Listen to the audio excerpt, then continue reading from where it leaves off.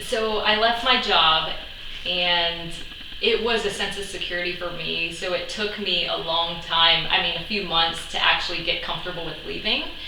And so I finally had the courage to jump in, and with both feet. After I got it started a little bit, where I felt comfortable. I guess I didn't ever feel comfortable, because it's like your security blanket to me. I think of it as a security blanket, and I wanted to start my business for a long time, but I felt like I always had to get it right. And when I actually got outside myself, it's not about me getting it right. It's about starting it for others, and helping and potentially changing someone else's life, like positive phrases and quotes help change my life. And so it took a few months, but my last day was January 15th. And so I've been in it for about 2 months. Great. Yeah. What is the saying Bob says about point, shoot, aim? What was that you just talked about? That was a big piece too, how's it to me leaving, but it's basically,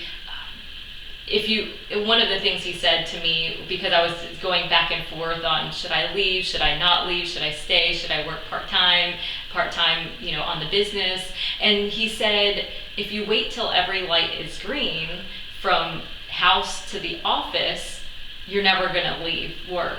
Right? And he also said ready, fire, aim. Not ready, aim, fire, like most people think about is ready, aim, fire, but ready, jump into it, and then figure it out along the way. And that kind of helped me mentally get into the mode of just let me finally do it, after years and years of thinking about starting my own business and never actually doing it. Very good.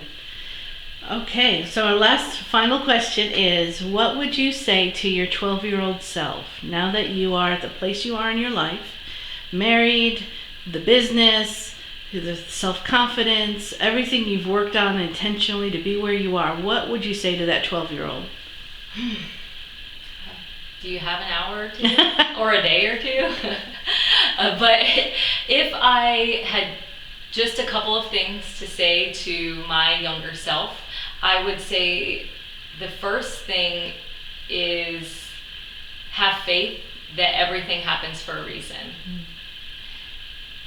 Because sometimes I got in moments where I thought that, why is this happening? Or there's no hope. And to know that everything happens for a reason just would give me a more sense of hope.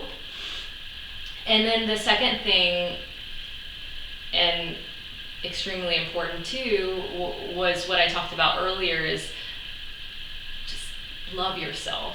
I feel like when that happens, and when I finally learn to love myself after years, I always have been connected to phrases and quotes, but I was still battling against my mind. I was still battling against the anxiety and the depression and being confused with who I was.